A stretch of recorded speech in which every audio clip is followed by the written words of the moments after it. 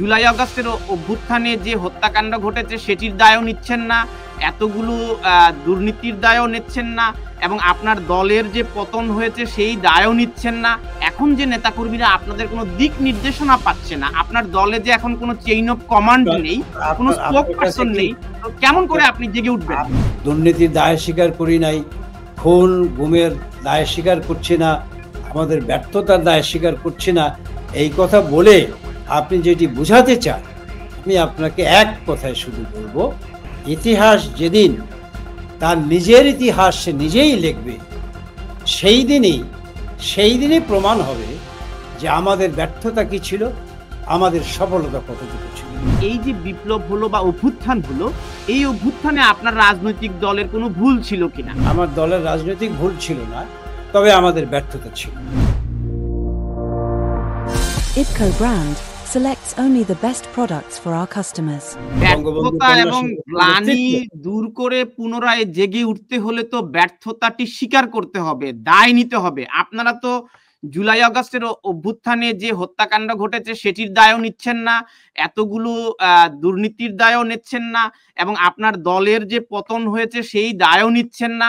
এখন যে নেতাকর্মীরা আপনাদের কোনো দিক নির্দেশনা পাচ্ছে না, আপনার দলে যে এখন কোনো চেইন অফ কমান্ড নেই, কোনো স্পোক পারসন নেই, তো কেমন করে আপনি জেগে উঠবেন? আপনার কাছে দিক নির্দেশনার অভাবের অভিযোগ থাকতে পারে, কিন্তু আমরা তো সার্বক্ষণিক যোগাযোগের মধ্যে থাকি, আমাদের কাছে এ ধরনের অভিযোগ কোনো নেতাকর্মীর নাই। তবে আপনাকে একটা কথা বলি, দুর্নীতির দায় স্বীকার করি নাই, খুন গুমের দায় স্বীকার করছি না, আমাদের ব্যর্থতার দায় স্বীকার করছি না, এই কথা বলে আপনি যেটি বুঝাতে চান, আমি আপনাকে এক কথায় শুধু বলবো যে ইতিহাস যেদিন তার নিজের ইতিহাস সে নিজেই লিখবে, সেই দিনই প্রমাণ হবে যে আমাদের ব্যর্থতা কি ছিল, আমাদের সফলতা কতটুকু ছিল। আমরা এ দায় কেন স্বীকার করি নাই এবং স্বীকার করলে কতটুকু করেছি, সেই যেদিন ইতিহাস নিজেই তার ইতিহাস লিখবে, সেই দিনই আসল সত্য বেরিয়ে আসবে। আমরা যে অন্যায় করি নাই, আমরা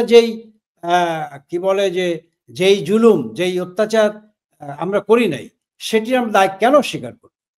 আমরা কেন সেই দায় স্বীকার করব?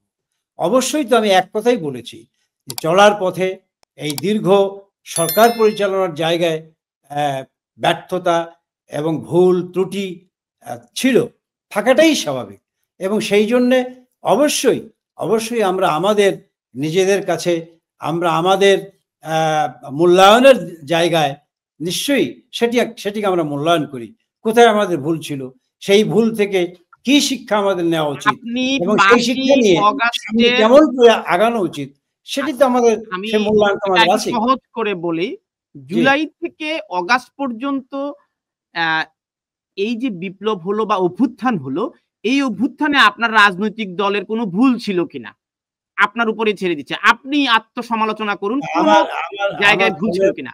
না, আমার দলের রাজনৈতিক ভুল ছিল না, তবে আমাদের ব্যর্থতা ছিল।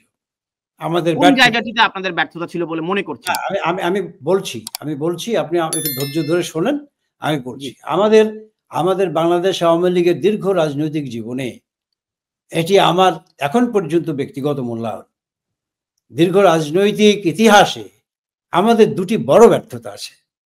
একটি হলো 1975 সালের 15ই আগস্টে বঙ্গবন্ধু তার সপরিবারে নির্মমভাবে যে জীবন দিলেন, যেই হত্যাকাণ্ডটি সংগঠিত হলো, সেই হত্যাকাণ্ড সংগঠিত হবার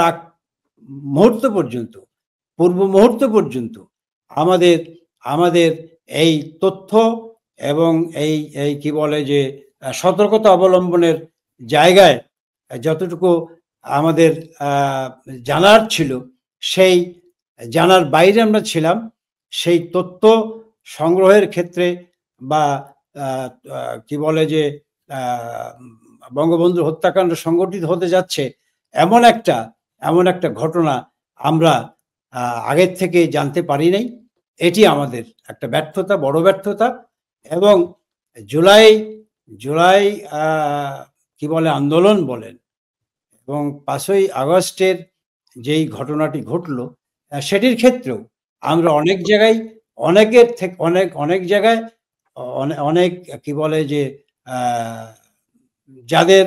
যাদের উপরে বিশ্বাস এবং কি বলে যে আস্থা রেখেছিলাম, সেই জায়গায় সেই আস্থা এবং সেই বিশ্বাসের জায়গাও আমরা তাদের দিক থেকে সেইভাবে কি বলে রেসপন্স পাই নাই, এবং পাই নাই যে সেটা যে বুঝতে পারি নাই, এটাই আমাদের ব্যর্থতা। এটা তো পরে বুঝতে পেরেছেন, তো তারা কারা যাদের উপরে আপনারা আস্থা রাখতে পারলেন না, বিশ্বাসঘাতকতা করলো দলের মধ্যে, এই চরিত্রগুলো কারা? সেটি সময় হলেই বুঝবেন, তারা কারা সেটি সময় হলেই বুঝবেন এবং জাতীয় দেখতে পাবেন।